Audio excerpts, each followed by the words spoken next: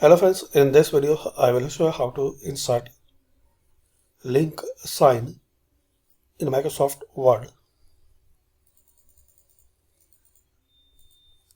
So easy and simple way. Type here insert symbol, more symbols in the font, select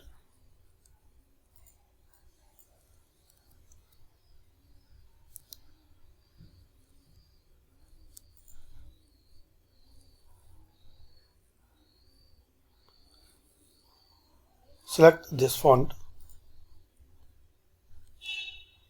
and character code E167. So you will see this link symbol, select and insert and exit.